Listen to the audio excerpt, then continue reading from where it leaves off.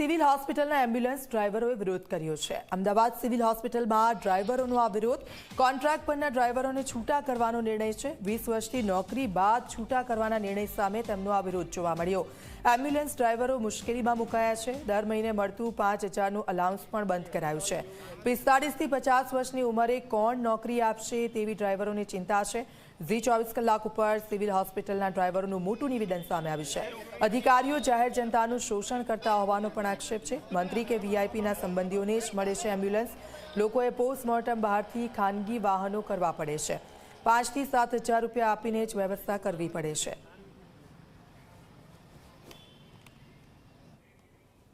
એશિયાની સૌથી મોટી સિવિલ હોસ્પિટલમાં અત્યારે જે એમ્બ્યુલન્સના ડ્રાઈવરો છે એવો વિરોધ કરી રહ્યા છે। આ વિરોધ એમનો એટલા માટે છે કારણ કે હવે કે જેઓ છેલ્લા ઘણા વર્ષોથી એમ્બ્યુલન્સની સેવા અહીં આપી રહ્યા છે ડ્રાઈવર તરીકે, એમને એકાએક છૂટા કરી દેવાની વાત છે। આ સાથે જ એમને 5000નું એલાઉન્સ મળતું હતું એ પણ નથી મળી રહ્યું તેવી તેમની રજૂઆત છે। ડ્રાઈવરો સાથે વાતચીત કરીશું, એમને પૂછીશું, આપ જણાવો કયા પ્રકારની સ્થિતિ છે? હવે અમને અહીંયા મારું 5000 પગાર ઓછો કરી નાખ્યો, એલાઉન્સ બંધ કરી નાખ્યું। ગાડીઓની રજૂઆત કરી તો પેશન્ટોને ડેડ બોડી કે પેશન્ટનો ડિસ્ચાર્જ આપે તો ગાડીઓ આપતા નથી। એના માટે કે હવે તમારું એલાઉન્સ બંધ કરવામાં આવ્યું છે। ગાડીઓની રજૂઆતો કરીએ તો વારંવાર ગાડીઓની કન્ડિશન બહુ જ ખરાબ છે। ગાડી પેશન્ટોને સગાને આપતા નથી। એલાઉન્સ બંધ કર્યું નાખ્યું તો અમે આના માટે મેડિકલ સુપ્રિન્ટેન્ડન્ટ રાકેશ જોશી સાહેબને જઈને રજૂઆત કરી કે સાહેબ અમારા ડ્રાઈવરોનું એલાઉન્સ કેમ બંધ કર્યું? આ રીતે અમે બહારગામ જઈએ, આ રીતે આજે જઈએ પોરબંદર તો કાલે આવીએ, જુનાગઢ જઈએ તો કાલે આવીએ।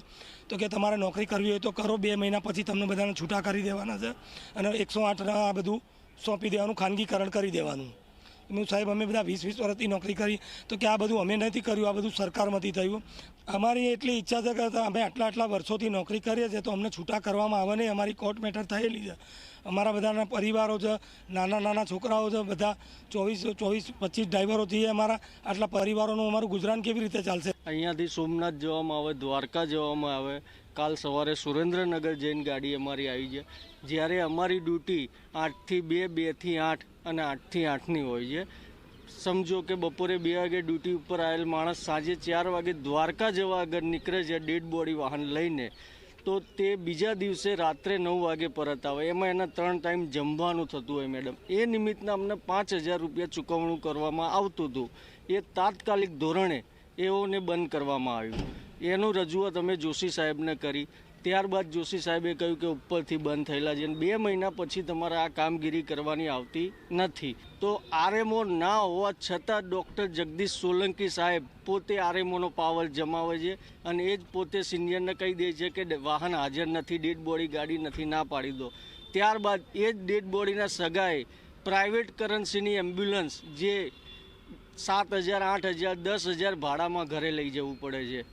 એટલે પેશન્ટોને ગંભીર હાલતથી અહીંયા ભોગવવી પડે છે। અને આપ જોઈ શકો છો અને કવરેજ બી કરી શકો છો, પીએમ રૂમનું ટ્રોમા સેન્ટરે પ્રાઇવેટ એમ્બ્યુલન્સો અધડક ઊભી હોય છે।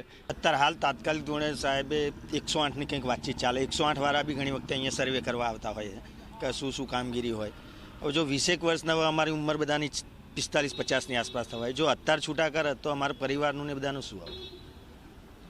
બિલકુલ, સૌથી મોટો પ્રશ્ન દરેક એ પરિવાર માટે કે જેઓ મધ્યમ વર્ગીય છે અને ગુજરાન એક હાથે ચાલતું હોય, તો એવા ટાઈમે જો તેમને છૂટા કરી દેવામાં આવે તો તેમનું ઘર કોના ભરોસે ચાલશે એ સૌથી મોટો સવાલ છે।